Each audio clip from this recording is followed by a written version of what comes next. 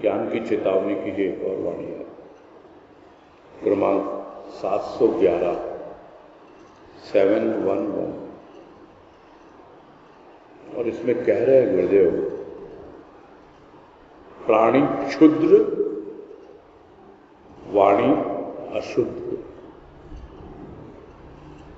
प्राणी क्षुद्र वाणी अशुद्ध, प्राणी महान वाणी प्रधान युगों तक।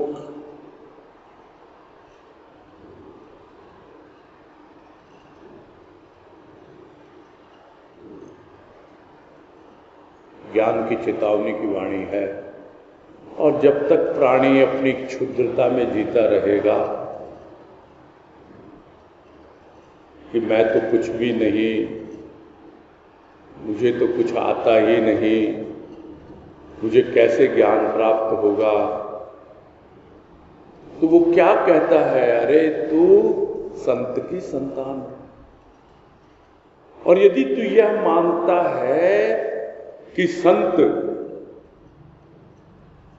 महान है, सबसे बड़ा है, तो फिर महान की संतान क्षुद्र कैसे हो सकती है? तू भी अपनी महिमा को जान, तू भी अपने उस महान के भाव को पकड़, तब तेरी क्षुद्रता छूटेगी। अभी तो छोटी छोटी बातों में लिप्त है, क्षुद्र भावों में जीता है, इसीलिए अपने आप को क्षुद्र मान बैठा है। और जब तक क्षुद्र की भावना रहेगी, तब तक जो कुछ भी तू बोलेगा वो हो सकता है कुछ हद तक शुद्ध भी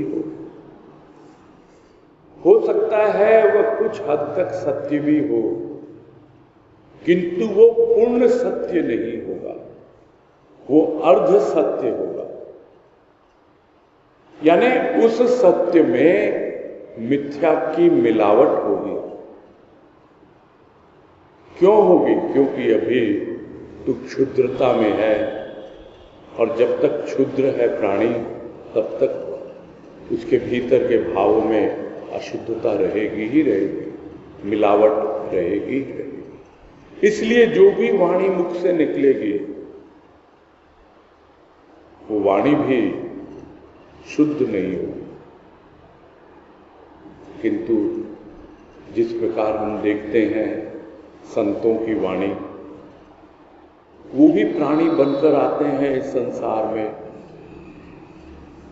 किंतु वो अपनी क्षुद्रता से परे, उससे ऊपर उठकर उस महान से अपना संपर्क जोड़ लेते हैं और अपने जीवन में यह पा लेते हैं कि मैं भी महान।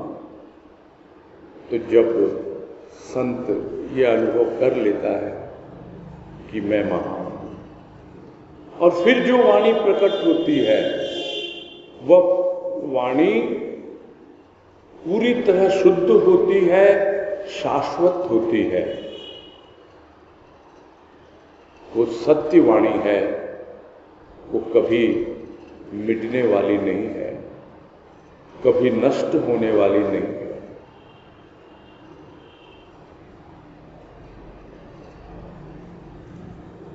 संतों की वाणी देश, काल और पात्र, इन तीनों से प्रभावित नहीं होती है। देश यानी स्थान, स्थान विशेष से प्रभावित नहीं होती है। कि संत की वाणी यदि यहां हम कर रहे हैं कोटा में, और या फिर हम कर रहे हैं कलकत्ता में, तो क्या वाणी अलग हो जाएगी? क्या वाणी अशुद्ध हो जाएगी?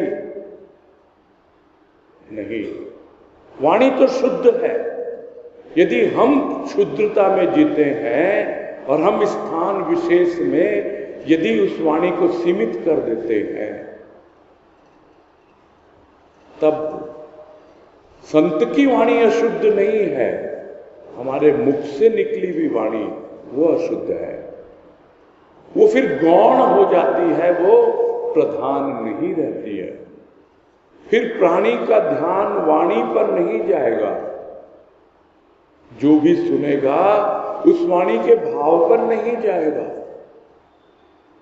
वो तो उसमें जो कमियां हैं उसको खोजेगा।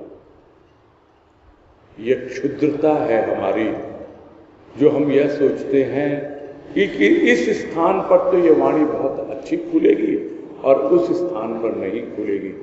यह संत की वाणी ऐसी नहीं है। संतों की वाणी तो देश काल और पात्र काल पर भी आधारित नहीं है।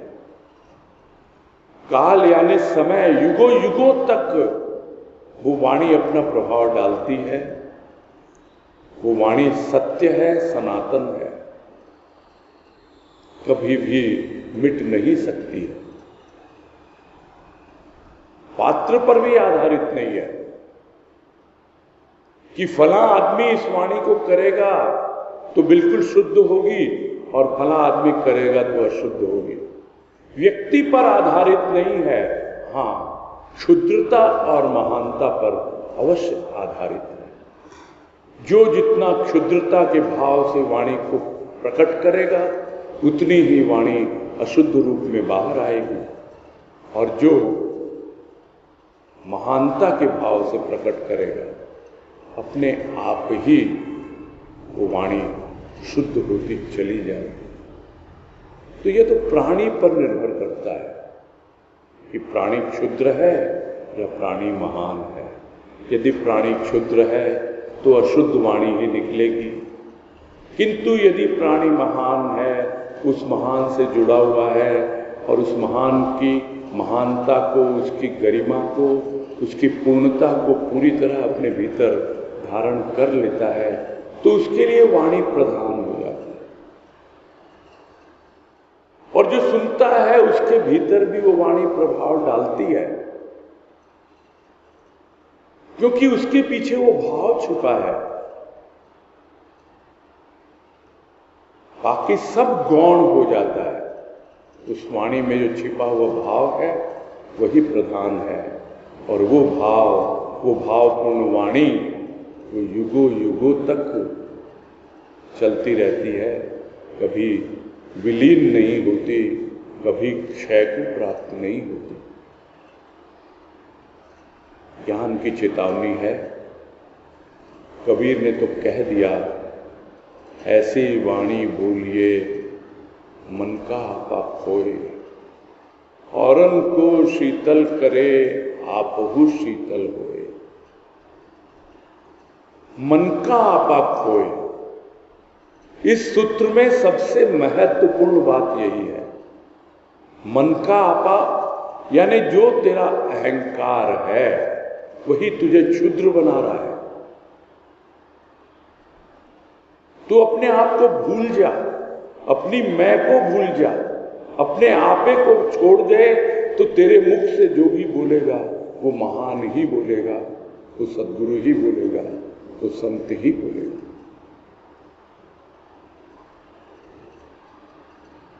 तो मन का आपा खो के जब प्राणी कुछ बोलता है तो वो क्षुद्र प्राणी नहीं बोलता, वो उसके भीतर बैठा हुआ महान बोलता है। अपने आप ही औरन को शीतल करें, अपने आप ही आपहु शीतल हो। खुद भी शीतल होता है, शांत होता है, औरों को भी शीतलता मिलती है। ऐसी है संतों की वाणी जो युगों युगों तक प्राणी को शीतलता प्रदान करती है, शांति प्रदान। बस।